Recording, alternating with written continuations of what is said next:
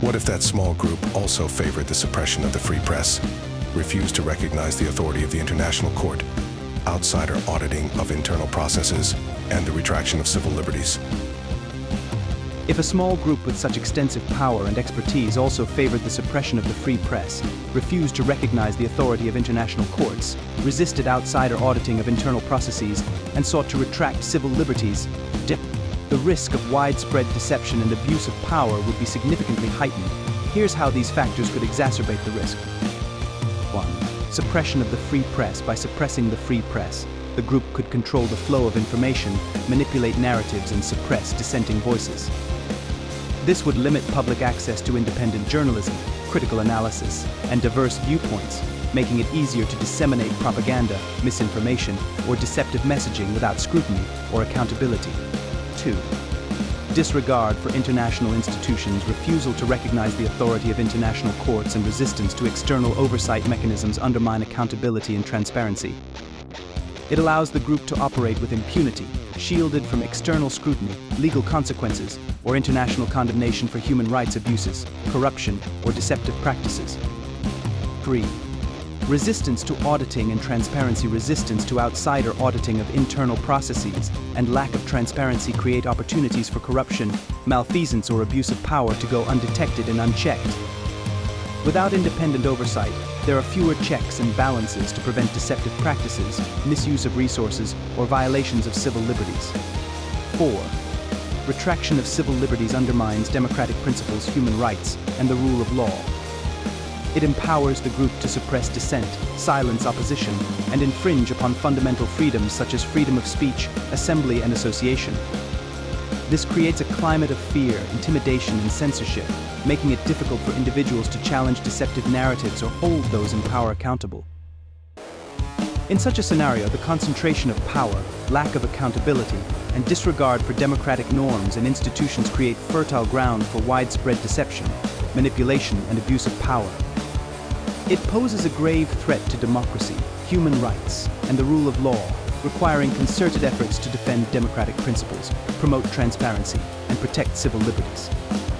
International cooperation, civil society activism, and public mobilization are essential for resisting authoritarian tendencies and safeguarding democratic values in the face of such threats. What if that population was psychologically abused, depressed, under-medicated on psychoactive compounds to treat diagnosed conditions, over-medicated on psychoactive compounds that worsen the effects of diagnosed conditions, suffering from Stockholm Syndrome, sleep-deprived, undereducated, socioeconomically disadvantaged, and required to work 60 hours a week at jobs that provided high stress without any intellectual stimulation?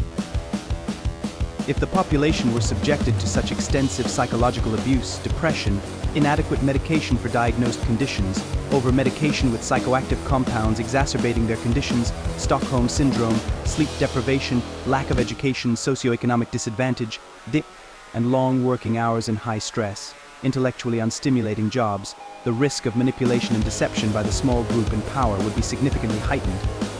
Here's how these factors could exacerbate the vulnerability of the population to deception. 1. Psychological vulnerability. Individuals who are psychologically abused, depressed, or suffering from mental health disorders may be more susceptible to manipulation, coercion, or exploitation.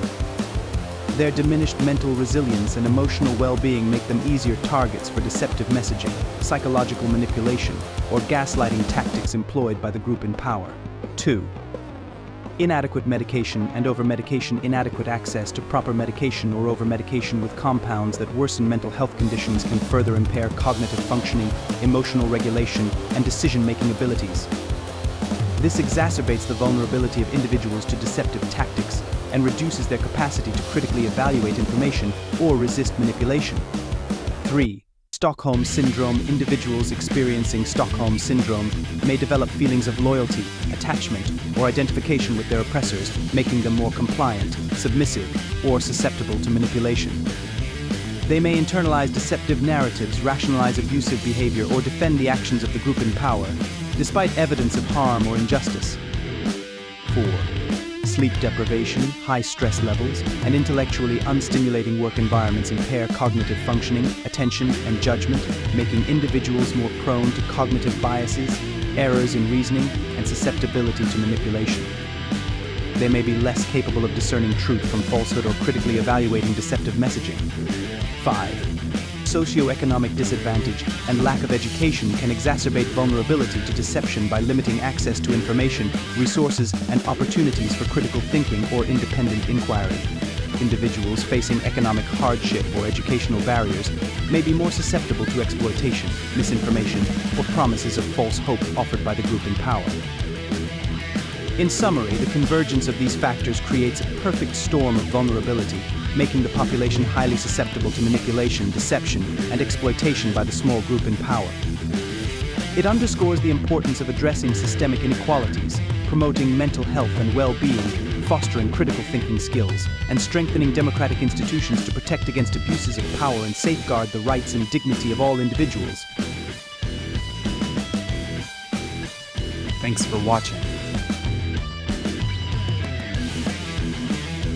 Continue. Choose a path.